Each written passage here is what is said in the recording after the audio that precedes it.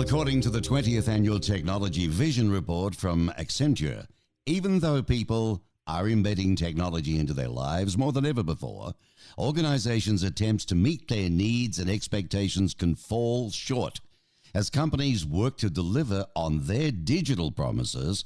And in a world where digital technology is everywhere, a new mindset and approach is required. We have Michael Biltz, the Managing Director of the Accenture Technology Vision Report. Welcome, Michael. Thank you for having me. Michael, what is this new mindset and approach do you feel that organizations do need to address? Yeah, so I think that the new mindset, is to really start to understand that the people of the world are different than the way they were. When you think about people's lives today, you suddenly realize that it's completely integrated with technology. And whether you're talking about an Amazon or a Walmart, looking to, ask for your key to your house so they could automatically deliver packages, or whether you're talking about, selling your car because you've got access to Lyft or Uber, is that suddenly both businesses and technologies are being entwined into our lives in very different ways. And what this has done is it's created an entirely new set of expectations from consumers. Right. Yeah. Yeah. The slicker we get, the more we want, isn't it, really? Whichever way you look at it. It is. Now, yeah, so it's part of it. Part of it is that never-ending bar that's being raised. You look at somebody like, we were having a discussion with the CIO for Kaiser Permanente, and they made a comment, that it was this expectation that consumers had that because they could have a mobile app that instantly in 30 minutes delivers their pizza, there was the expectation from them that they should be able to deliver their prescription drugs online in the same type of manner. And so it's not even necessarily a competition thing. It's that expectation that says if consumers are going to expect it, then suddenly that bar really gets raised for everyone. Yeah, I want it now sort of thing. Well, at least I get texts from, my Walgreens pharmacy in reference to your medicines are waiting for you, but you still got to wait when you get there. It's not going to happen in 5 seconds, is it? You have insights. No, it's definitely. Go on. No, I was going to say, it's definitely not going to happen. But I think that the crazy thing that we're seeing is that's the world that we've been living with, over the last, number of years.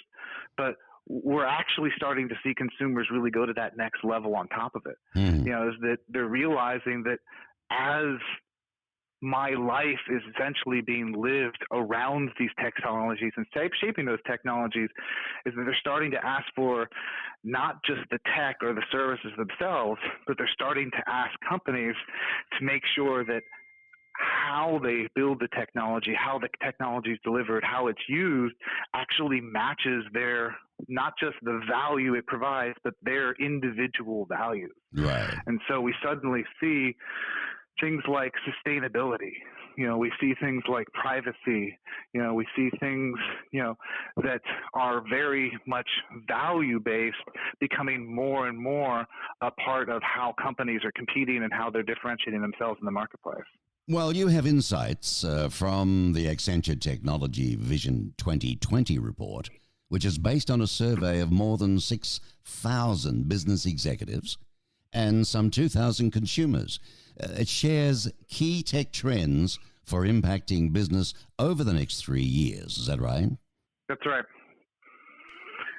And a lot of what we see, as we look into those tech trends, becomes this intermingling, of technology and values, into, a single entity, we've kind of been expecting over the last number of years for there to be this techlash that, the amount of bad press that we see happening in the marketplace, is that people are going to start to push back and not adopt technology. And frankly, we haven't seen that at all. No. Right now, I think we crossed the 4 billion mark in terms of the number of people who are online.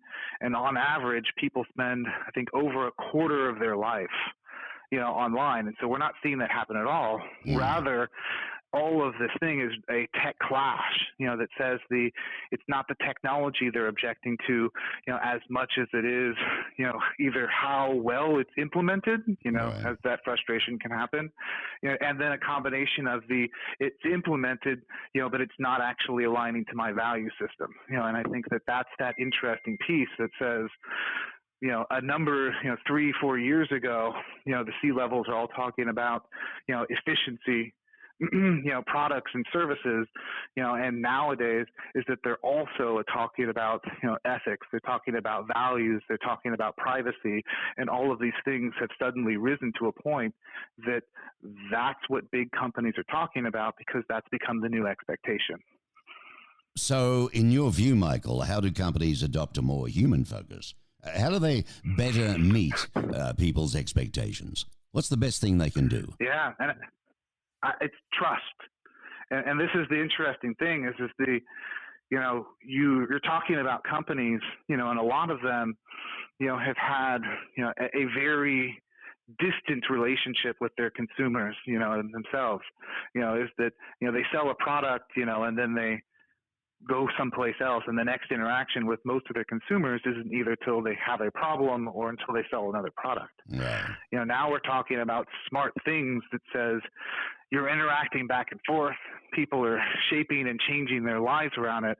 And so what you're really trying to do is build a increased level of trust that says, is it okay for a business to have your data? Because the more data they have about you and the better they understand you, the more services that they can provide. Would you trust somebody with a key to your house? Because it's super valuable to not have to be home to get a package, but the level of trust that you need for that is something that, hasn't really been required before, and that takes a different mindset, and a different journey for how, not on a global basis or on a societal basis, but on a one-on-one basis with an individual customer that says, how do I build the trust so this specific person trusts me enough in order to exchange data, exchange, that ability to create, services that really are in your home, in your cars, with your children.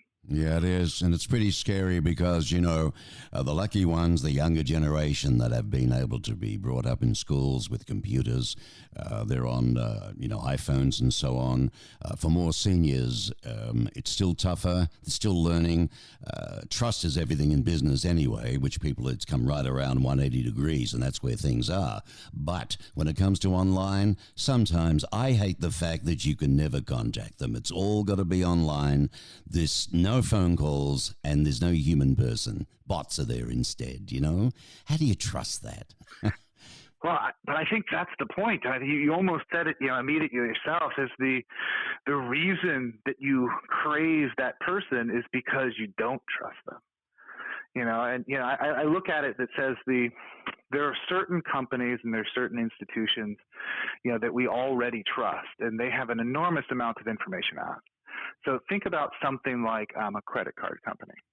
They know how much money you make. They know everything that you buy. They know what your family got for Christmas before they did. They know when you travel. I mean, the amount of information they actually have about you is staggering. But they've spent the last 50 years building up a level of trust that says people are okay with some of the automation pieces. People are actually, happy, to have a text alert instead of a person calling about, a potential fraudulent charge. And all of these things that, people complain about and worry about is not something that a lot of these companies have to deal with because they've actually built and invested this trust for longer periods of time. And so you're seeing now is you're seeing companies that haven't had that viewpoint or haven't needed that viewpoint, for a long time, just now figuring out that they have to create a new level of trust in order to build that next generation of services they have, because it really is going to be so intertwined into everything we do. Yeah, absolutely. Well, we just about got to go. But on that point, I want to make a note, credit where it's due, I guess. But Amazon have done this well, with their regional people all across the country who may work out of their home. But I remember purchasing something, had a little issue, didn't want it, and within 15 minutes I had a phone call about, okay, let's fix this up. It's service. And I was very, very pleased and very amazed. I didn't think that sort of thing went on. I thought it was just, back to somewhere online again. But they took the step to still keep human services within the tech field. And that was a smart move. No, it is, and they're not the only ones. I mean, if you take a look, you look at somebody like Costco, they have an incredible return policy that's almost a no questions asked. Mm-hmm. They also do things like, they're very vocal about, how they treat their employees and the benefits that they give them, but they're very pushing this idea that says they want people to understand both their values and understand, that it's very clear they're trying to build a level of trust, with their consumers in order to keep them coming back. And I think that this, instead of becoming, I'm going to say a lone example, is that more and more this is going to become a way that people are going to be doing business. And we're going to see a lot of companies picking sets of values, from sustainability to, how they treat their workers, as platforms, for how they both position themselves, brand themselves, and, build trust in their communities. Fascinating stuff. Michael Biltz, he leads Accenture's technology vision. It's an R&D group in the company's annual technology visioning process. And through this process, Michael defines Accenture's perspective on the future of technology beyond the current conversations about social, cloud, mobility, and big data. Fascinating stuff, Michael. Be good to chat to you again sometime. Now, people can go to www.accenture.com/technologyvision. Is that right?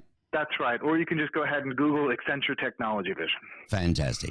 A lot of great information. And, you're sort of predicting ahead, aren't you, mate? You're a bit of a psychic there. That's the goal. All right. Good stuff. Thank you, Michael. Have a great week. All right. You too.